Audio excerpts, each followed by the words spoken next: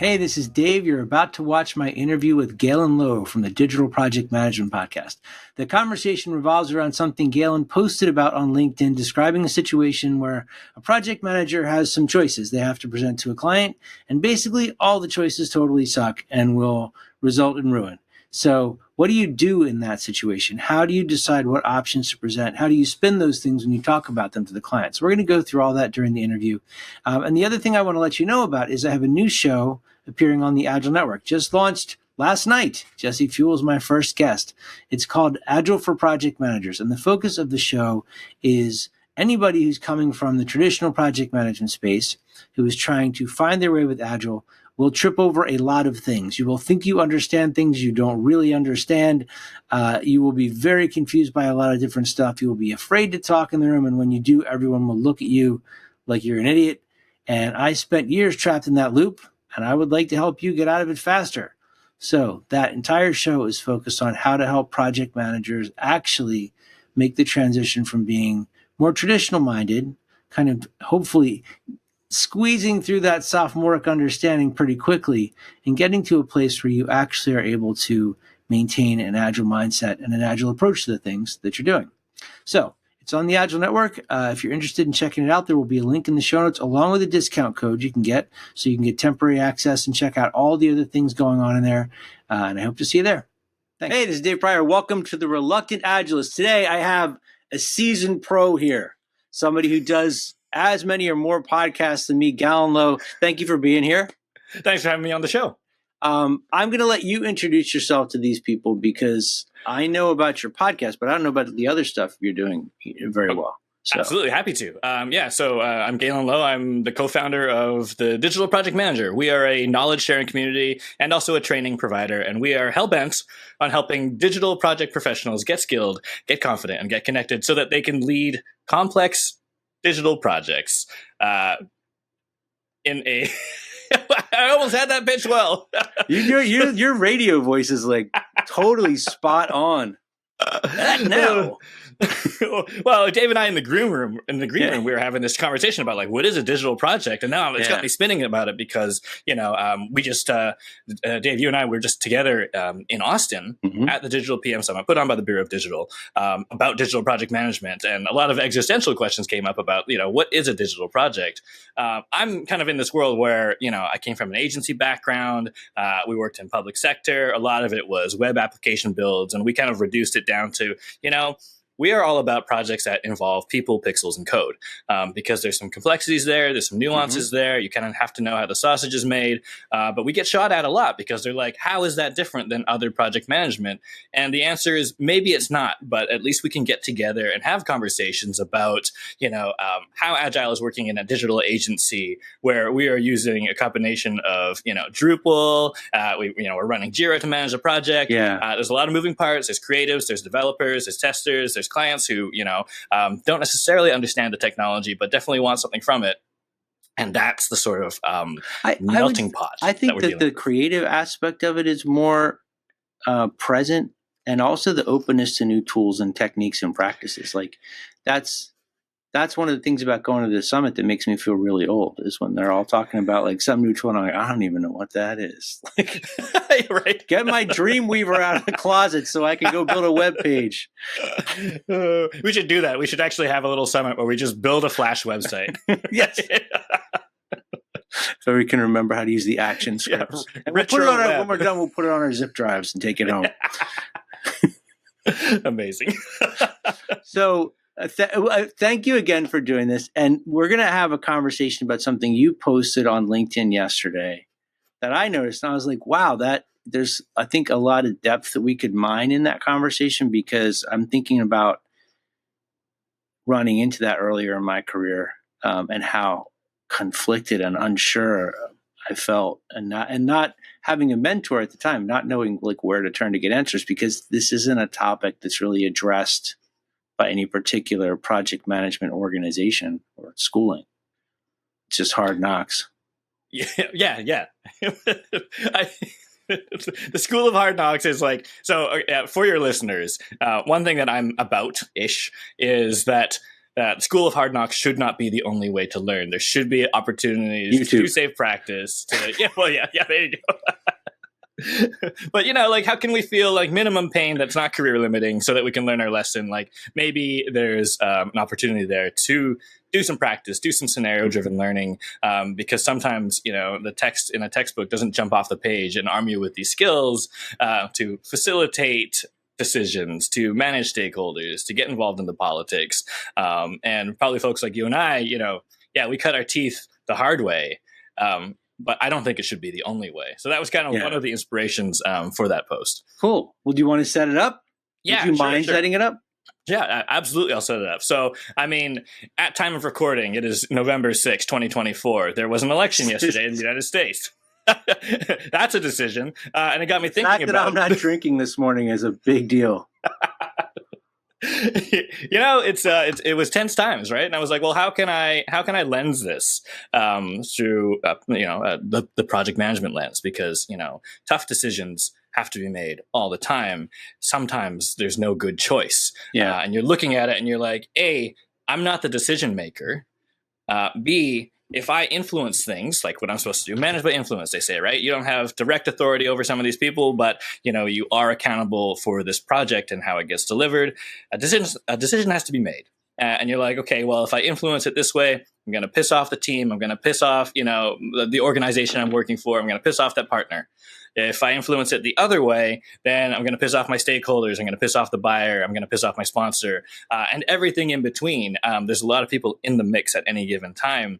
And yet, even though you're not the decision maker, you have to facilitate this decision, and you have to do the work to make sure everyone who can make the decision is informed in the way that they ought to. And then at the end of the day, you're still going to wear it because, that's where it rolls, back to the project manager. Why did we decide this? And yeah, you could have that paper trail. And yeah, there's some great sponsors out there who will be, oh, that was my call. Like, I was the decision maker on that. But even just like sentimentally on the team and the people you're working with, it might upset people, and you have to deal with that as well. So can we start at the end and work our way back to the beginning? Yeah. I'm going to tell a tragic story later on, but I want to start with the end because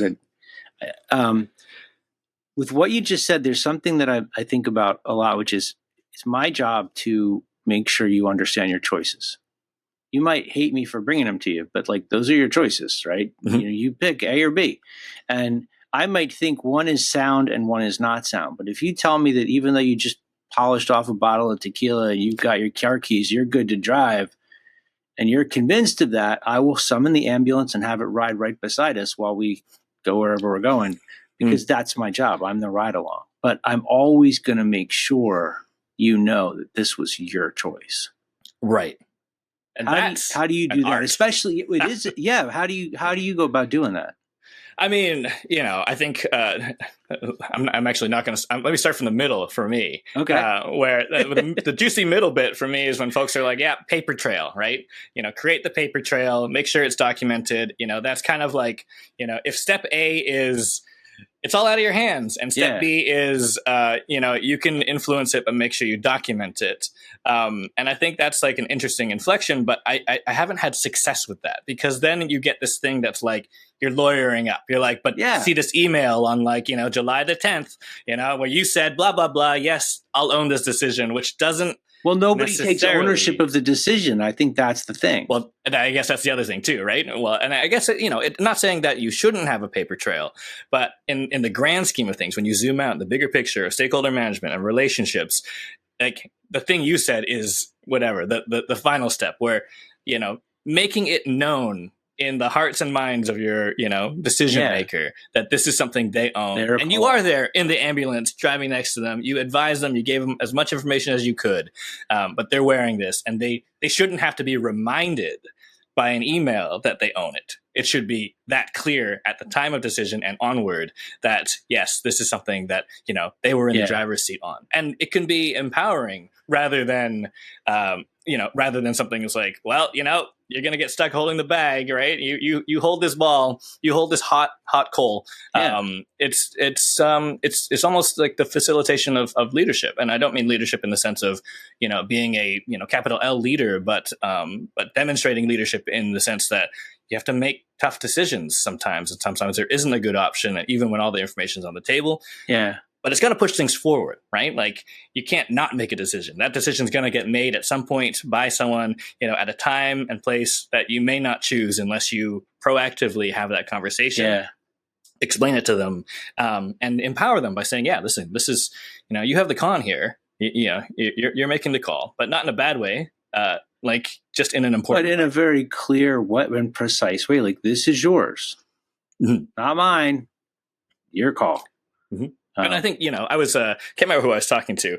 It was either Kendall Lott or Mike Hannon. And, there's this sort of, they're describing this moment of revelation where they're like, actually, as a project manager, I make very few decisions. I think they were exaggerating. They said 0 decisions. I make 0 decisions. I make no decisions. But, it was an enlightening moment for them. And I guess for me hearing it too, right? To be thinking about the fact that the decisions are things that we facilitate, but don't necessarily always make. I mean, sure, we make decisions on a day-to-day around project management, but the sort of big decisions, it's not usually us. That's I'm the PM, I'm calling the shots. I always used to tell people that my goal in life was to be responsible for as little as I possibly could.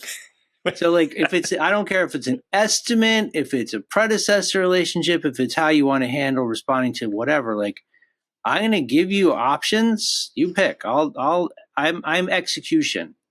You point me, I go. But where we point me is up to somebody else. And so for me, like with what you were saying a few minutes ago, the integrity of that relationship is what I think builds your career. Because I've had horrible train wreck projects that I have still maintained a great relationship with the people who hired me, who worked on that project, because I was always straight up with them, even when it was scary, even when they didn't want to hear what I had to say. I never lied. And I learned that's one of those school of hard knocks things. Like, I learned the hard way. But the cost of doing it the other way is just way too extreme for me.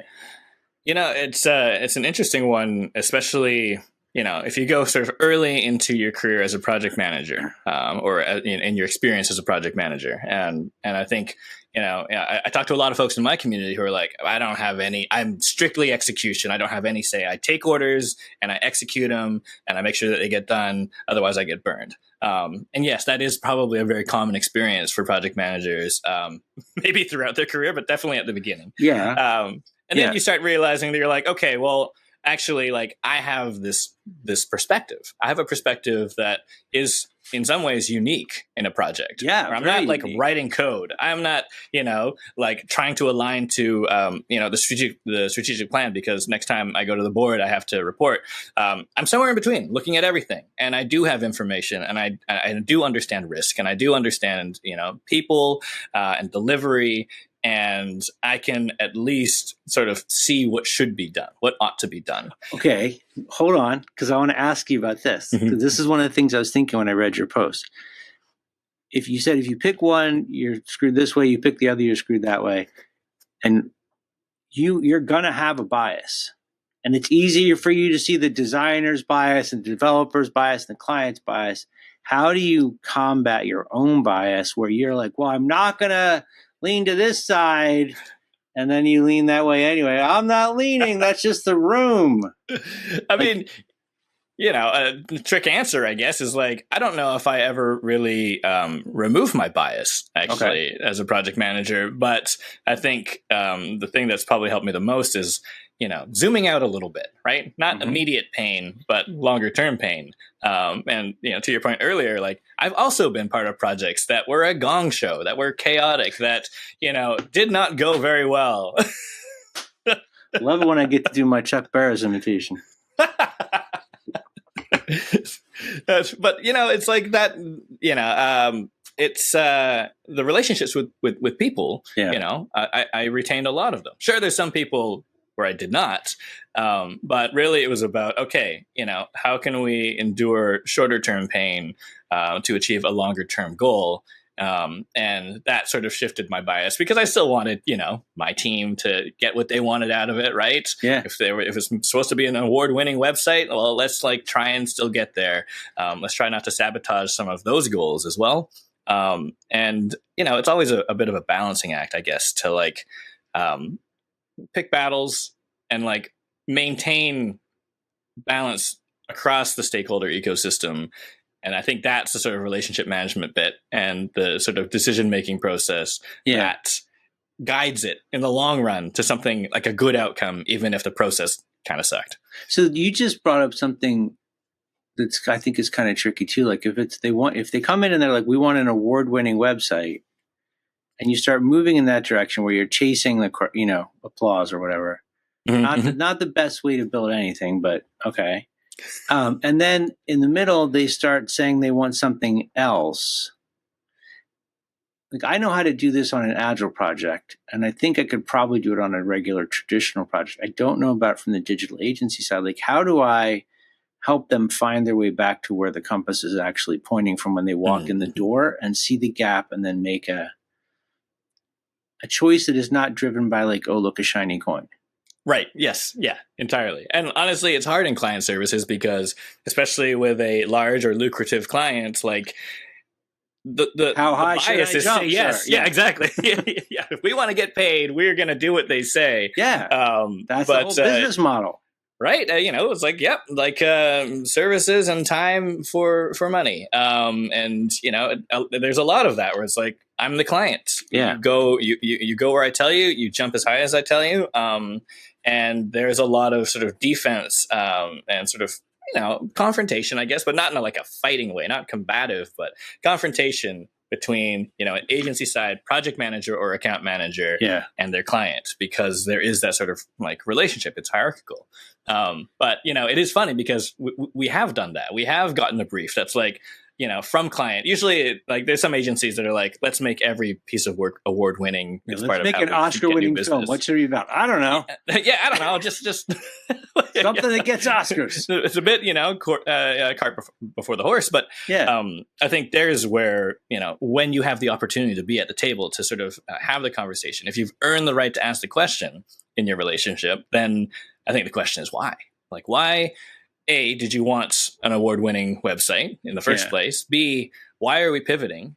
How does that sort of align with the goals? Sometimes the answer is going to be none of your business, do it. Yeah. But I think if you've earned the right to ask why, then you get to challenge in a productive way just to make sure that a decision that is not being made by you is at least being interrogated a bit, is at least being assessed a little bit, that it might not be, the answer might be because my boss told me so. Yeah. And they're like, okay, well, now I need to help you ask why, and just make sure, because here's what's going to happen. We'll have to pivot on a dime. These resources, they won't become available anymore. Costs increase, schedule changes, right? All that sort of PM stuff. But fundamentally, it's like, I also have this perspective of the project that you and maybe your boss don't. And maybe we're making a rash decision. Here's the information. But I do want to underscore that, like, earned right, the earned right. I want to ask you more about this, because I am thinking of when I worked at an agency, there were people, it tends to be younger, right? And oftentimes people's first or second job is a PM, and establishing the gravitas in the room to just walk in. Some people can just walk in and be like, they just are going to take that right because it's theirs by birth or whatever. Other people are like super scared of it, don't feel like they have imposter syndrome or whatever. And then other people take it when you just want to smack their hands and be like, just sit down, child, please. Watch the grown-ups talk for a little bit. Like, there's a lot of people that grab it before they're before they've earned it, before they have any cred. Like, how do you know when you've earned it, and how do you earn it? If you walk into a brand new client, they don't know you from a hole in the wall. You can be like, I'm the podcast guy, and they're going to be like, oh, okay, sorry, buddy. Bow down, everyone. But somebody who doesn't have that, track record or presence to throw around, how do you take the room? Honestly, I want to dig into that, the sort of the last concept that you mentioned, where it's like, maybe you haven't earned it, and you're there and you're saying something, and everyone's kind of like rolling their eyes. They're like, please sit down. Like, you haven't earned it. Yeah, exactly, right. And I think it's because the examples we see, especially in the agency world, right? You watch that managing director or the VP or whatever do their thing, and you're like, I got to do that. They're like Don You Draper. didn't see them. Yeah, right. Well, and you haven't watched them earn it. And there's like so many layers of how you earn that. There's like, years and years of experience in getting it wrong. There is this sort of, level of expertise. There is the ability to sort of quickly build trusting relationships in a room. There's the mountain of failure you've built it on. Exactly, right. And then, and as someone sort of early in their career or early in their experience, at some of these meetings, dealing with clients, it's easy to just be like, oh, I got to act like them, and then it'll be fine. And then you haven't earned the right, and then it bombs, and then you're like, I guess I should just shut up, and then you just, and you're back in your cave again. But I think the reality is, for me, the word earn also correlates with time. Like, it's not instant. Like, it's not for me, at least. You don't earn something by showing up and saying, listen to me, I'm the expert, bow down, here I go. You earn it by developing trust as quickly as you can, and as efficiently as you can, and as honestly as you can. And learning and listening, I think, is the thing. And so, what I recommend to project managers who come through our course is, try to do the research and learn and understand. Not the goal is not to like deliver the project on time, on budget, and with its scope. It is, in some sense, from a project management standpoint. But why does this project exist? Who is investing in this? What does the ROI look like? What does success look like? You won't know necessarily. You can do some desk research before you walk into that meeting. But then, like, ask the questions and listen. Like, not every question has to be, why are you doing this? Isn't this a dumb idea? Some of your questions can be like, but why? Why? Tell me why. Don't just toddler them, right? But why? But why? Why is a very important question. How is also a very important question. Who is a very important Whiskey question. Tango Foxtrot, also a very important question. Yeah, exactly. I mean, and that probably, earn the right to ask Whiskey Tango Foxtrot, right? To be like, guys, you said you wanted an award-winning website. Now you're pivoting on a dime. WTF, guys? Like, what is going on? And you only earn that by understanding what the problem is and listening to them and having them describe it to you so that you have the knowledge and they know that you wield that knowledge. That you didn't just show up as, it's easy to get diminished as the project manager. And that's a great way to earn that right, too, to be the one that pulls them back to center and saying, look, you guys just said you wanted hamburgers. Now you're talking about pudding. Like, how does that work? Mm-hmm. And look at the delivery risk that this introduces. And, sometimes the answer is to be like, we don't care.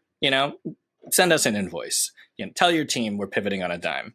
And there's one of those things where you might be like, okay, in the grand scheme of things, we are, yes, pivoting, but we are still being valued. We are still being, compensated for our time. We are still working our way towards, high quality work. And we're kind of negotiating and messaging that, to the folks that are a little bit peeved that we're pivoting. But sometimes you might need to walk away too, if it's too unsound. Mm-hmm. Well, yeah, exactly. I mean, if the answer is like, no, we're not going to pay more. No, you must deliver sooner. Or, if the parameters aren't really working out or if it's toxic, right? To your point, it's like this week we're pivoting 179 degrees and then next week we're going to pivot another 45 degrees and it's just always zigging and zagging. To your point, in an agile environment, that maybe that's fine. Sprint over sprint, we're pivoting. But, especially in the agency world, where it's shared resources, it's, services for dollars. And to a certain extent, we could be like, oh, this is like staff aug now. We just, you just manage us, we do work, and that's it. And that's fine too. Nothing wrong with staff augmentation. But in a lot of cases, the principle of a digital agency in my world was, we don't know how to do this. You all do. Help us realize our vision by combining your skill and your expertise and our expertise and our money and your time to deliver this thing that we couldn't have done by ourselves. Right. And that is, that for me is the important bit of any agency or consultancy, I think. Cool. Can I tell my story now? Yeah, absolutely. All right. So I had a gig back in the beginning of my career at an agency that I'll just say that like 5 years after I left it, I was still getting refused interviews just because it was on my resume. Like, it was a very dishonest company. And we had a big, massive gig for this telecom startup. And I would be in a room, a big empty room with like 40 or 50 chairs with the owner of the company who would be telling the client, no, I got 40 programmers who've been here for 3 weeks writing code 24 hours a day. And like a week before launch, we had nothing. and I was the level of dishonesty was so bad. Like I had an eye twitch, I couldn't sleep, I quit because it was just like I can't do this anymore. And at the time, to your question that you posted on LinkedIn, I felt like my responsibility to the company I work for. Like I can't go tell the client. Like I felt horrible because I really liked the guy. I'm like, I can't tell him, like, we're totally screwing you, dude. We got nothing. We got nothing. So I left. 2 years later, I'm at a different agency and I hear that this company's coming in and we're going to pitch them work. And I hear his name and I'm like, oh my God, I totally know that guy. Like we were great. We had a great relationship. So they tell me that they want me to be part of the pitch meeting and we have all this prep for it, like a month of work to get ready for it. And he comes in with his company and all of our people are there. And before we even get started, he just takes over and he says, the whole reason we're here is because of what you did. And he goes on to tell the entire company I work for how I single-handedly destroyed his career by lying to him and deceiving to him and being the worst, most harmful, toxic project manager that ever lived. And, wow. and there was no pitch. There was no work. It was just him bringing in an army of people so he could like smack me around in front of the people I work for. And I felt horrible in that moment, but even more horrible because I had quit the job because I hated the fact that I was lying to this guy and I was hoping that was going to be like a signal, like, but not so much. So, brutal. Yeah, it was really brutal, but it taught me this is the whole thing. Like if you make horrible mistakes like that, which I've made a bunch of them, you learn good lessons from that. Like now, I value my relationship with the client much more, and I will be honest with. I work for a company, but I will not sacrifice my own integrity for that company. Yeah, and I think that the integrity is the big word there. And yeah, we are in some ways trained to do that, right? This sort of ethics, the ethical boundaries, sort of, I have my PMP, so my accountability to the sort of association of like people who do what I do, but it's like even thinking back on your story, like it would still be hard. It's still like a hard thing to do. It Absolutely. takes something. I was going to say courage, but I don't even know if courage is the thing. But that's the thing that we're not always trained for. How do you have that conversation to be like, listen, my employer, we've got nothing. It's vapor. Like, get out while you can. And how do you do it in a way that's ethical? Because we have to sign that thing to be PMPs. Like I would never walk in and be like, my company is lying to you and cheating you, but I would find ways to convey what's happening in a way that they could see it more clearly, because you said what drives it. To me, it's fear. I'm so scared of what happened to me before happening again. Like I just can't lie. Like the risk is too high. I mean, the decision that you made, I think, is clearly sort of indicates the pressure that was on you, the options that were available. I think we're seeing sort of less and less of this sort of attachment and loyalty to a single organization. And what I mean is that, our sort of ideas of work are now not like, get your gold pen after working for 50 years for the same employer and toe the party line and get it tattooed on your body. It's not that level anymore. But honestly, like when I was coming up and, for you as well, like it kind of was. It was like, what do I do here? There's only one option, is to hit the eject button and off I go. You know? And if you stay long enough, they would grind you down to the bones. And what was interesting to me at the summit and with, the interviews I did beforehand was there's this bizarro focus on being humane and creating like emotionally healthy, safe workplace. I'm like, I don't understand these words that you're using. Like, what do you mean? No, I'm gonna grind you down and then I'm gonna get another one of you. But it's hard to get good people and hard to keep them. And the fact that they're building like career paths and treating people like human beings, and people feel like they have the agency to say, no, I'm not going to do that. I'm like, what? It's like I fell into the multiverse and woke up on the wrong side. I mean, and like, it's cool though. It's a positive. I mean, I see it as a positive thing. I don't know if I understand it. It's confusing to me. It's jarring because it's not what I experienced, but it seems to be moving in a good direction. And I mean, even by today's standard, aside from putting aside, the sort of toughness of that personal decision to sort of, give your client a little bit of a peek behind the curtain to kind of share that things are not as they are being told. But just focusing on the leaving thing, the quitting thing, like actually by today's guidance, like you did the right thing. Where you're like, listen, like I am not here to, be told to do unethical things.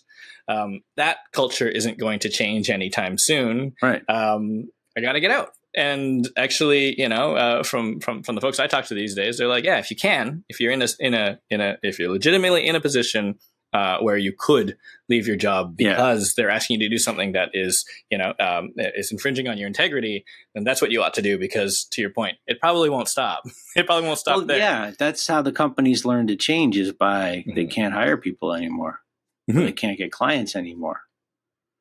So it is us teaching them slowly. I have another question for you, but did you want to? Well, I was going to do the flip side of that story too, because it's easy for agency and consultancy folks listening. You'll get this, but it's very easy to vilify your client, right? It's very easy to be like my unreasonable client that expects the moon. They don't get it.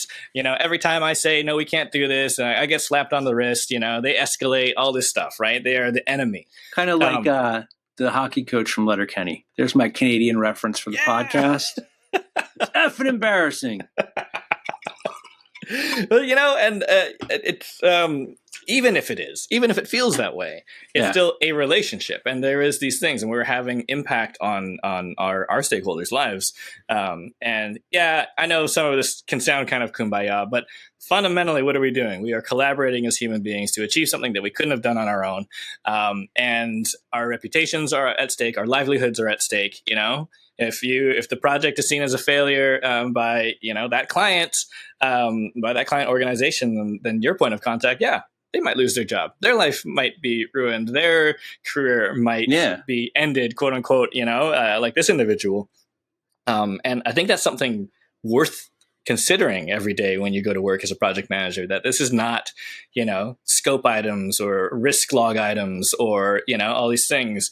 They are people trying to get a thing done because it matters, the goal matters, their careers matter, the work that they do that they care about feeding matters. Their families matters. Feeding their families matter. Yeah, and with that intention, I think that's how good decisions are made, because that's the, it's removing bias by maybe just adding more bias, like where I'm like, I actually kind of care about you, and I care about my team, and I care about this goal. My bias then accumulates to become the sum of my bias is that I want this to go well, and I want us to make good decisions because I understand what we're trying to do for the interaction. Okay. And I think that's kind of the thing, right? That's why I don't like the lawyering up thing. I don't like this email that we printed out. At the end of the day, you can't. I feel like if you're stuck in the unethical situation, like maybe you have to feed your family, this is the only gig you can get. The job market right now absolutely sucks. I look at those situations like, all right, this is miserable. It's interesting on the day that I'm saying this.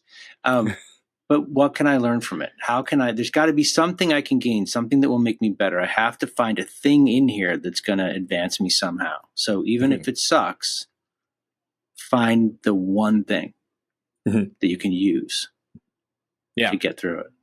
And it's like, I find myself using the word solve problems forward, the phrase, I guess. Solve problems forward.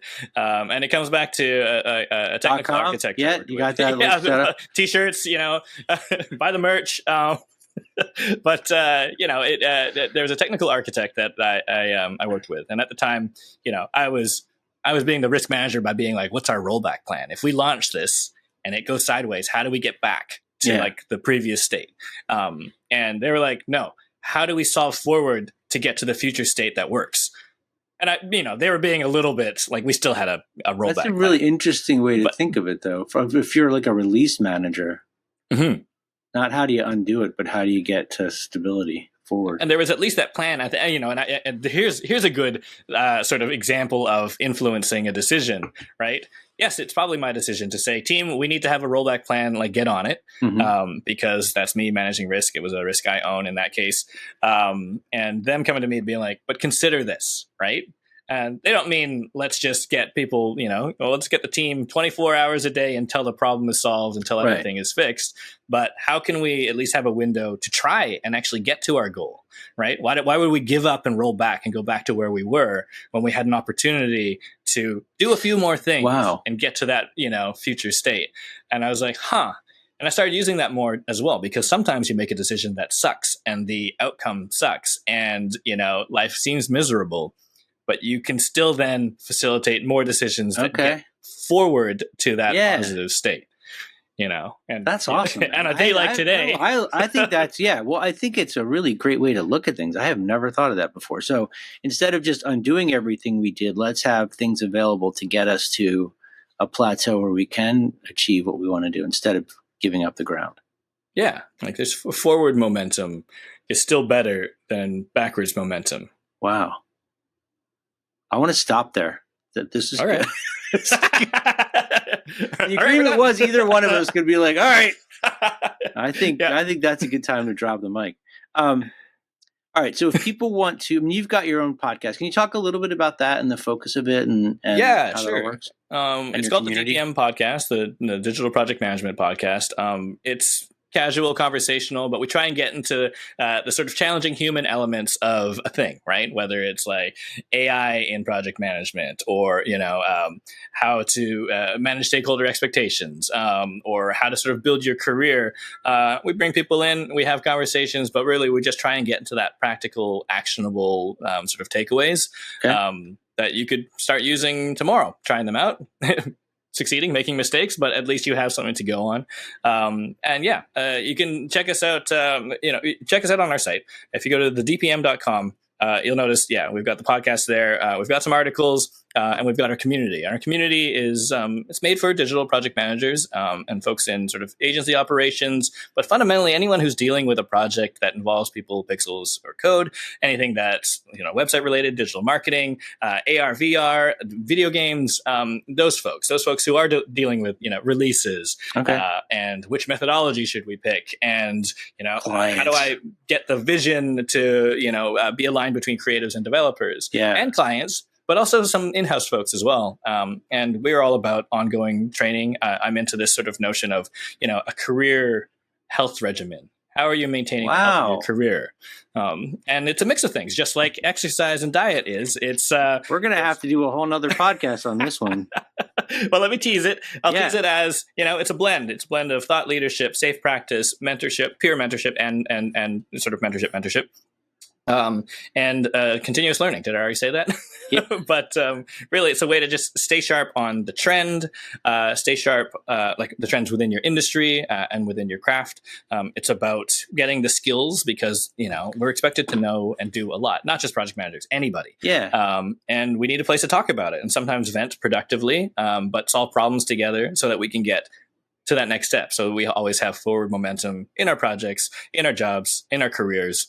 Hopefully in our lives, it's a vibrant and supportive community. And, we felt like we needed it. Project managers, we don't always get treated well, feel valued, pay raise every year, we're here to help one another. So that's what we're about. So the question I didn't ask you before that I was going to ask you was, how do you think this profession has evolved? And I think your answer right there with the health of your career thing, like when I started doing this stuff, project managers would never show weakness. You would never tell anyone you didn't understand something or didn't know something because that was like, you're done. Right. And the other project managers would like pounce on you like you were a wounded shark. But now that there's this focus on health of your career, one, a career in this field, right? But two, that it can be something you are intentional about and you craft for yourself so that you can develop skills and abilities. And all those bad days are just the ones that get you to the better days. It's awesome. I'm thank you. Because I feel like, when I don't know exactly how long, even when I came into this, it was just the guy that taught me this stuff was this hunched over old man who would chain smoke, chew gum, and drink coffee all at the same time. And I was like, this is me in 40 years. This is what I'm aspiring to. So there's a better way. Someone had said to me a while back, several months ago, before we kind of hit this Gen AI wave. They're like, project management doesn't change quickly enough for it to be interesting. But when I look back on even just a decade, I'm like, no, actually, you're the not world of work watching has changed closely enough. Yeah, I think. exactly. Yeah. And I think that there's two things there. One, there's this sort of acceptance that it's boring and unchanging, and this person was not a project manager. So you can kind of see how perceptions are undervaluing project managers, misunderstanding project managers. They're not getting their day. And then on the other hand, there's this sort of unseen change. And I think that's, if we wanted to tie it all the way back to the beginning here, I would say, people assume that forward motion is like this linear thing, that projects are linear. Good projects, they go straight, they don't go wrong. And early in my career as a project manager, I was kind of exactly the same. I was like, okay, looks like you have to be perfect at every stage. And if you aren't doing this perfectly and there's problems on your projects, you're awful. Then you should just start planning your career pivot now. Whereas when you really look at it, you're like, change is happening all the time. Problems are happening all the time. Collaboration and solutioning is happening all the time. That's really the essence of project management and projects in general, is that we're just trying to move forward through like millions of decisions along the way. And it's messy, but the goal is to get there. And if you get there, you actually do something pretty amazing because despite humans being social and somewhat collaborative creatures, like what we're doing, we're building like in the digital world, we're building digital infrastructure. We're building digital empires. We're building things that have really never been built before. Yeah. And everything is a feat, and I think that's worth thinking about, especially when it comes to decision-making and relationship management and how you perceive your role as a project manager and your own career and livelihood, is that we're pulling off something pretty amazing. You have to become okay with being in the mess. Yeah. On behalf of the other people. That's like a service that you provide. Yeah, and getting people comfortable with the mess as well, because all of these things are myths, right? Humans trying to achieve perfection is a pretty toxic myth, because nothing is perfect, and humans are sort of divinely unhappy. We will always want something to be better, but that can be a good thing instead of a bad thing. And we can sort of be like, what we did is pretty good. Could it be better? Yes. Will we do it better next time? Did we learn something? Yes. Is this fine? Probably yes. And the flaws make it it perfect, I think, in a lot of ways. Yeah. Ooh, I like that. That's a t-shirt. That's a t-shirt that I would wear. Yeah, my flaws make me perfect. I'm perfect because of my flaws. All right. Well, cool. Thank you for doing this, man. And we're going to do one on the Agile Network in a few weeks on AI for a big event we have coming up there. But I appreciate you all being here. I appreciate you making time for this. Oh, thanks for having me on the show. This was so much fun. And I'm looking forward to the next thing. Me too. Thanks. If you learn to work the old way, but the new way is what you need, my job's to make that switch from old to new.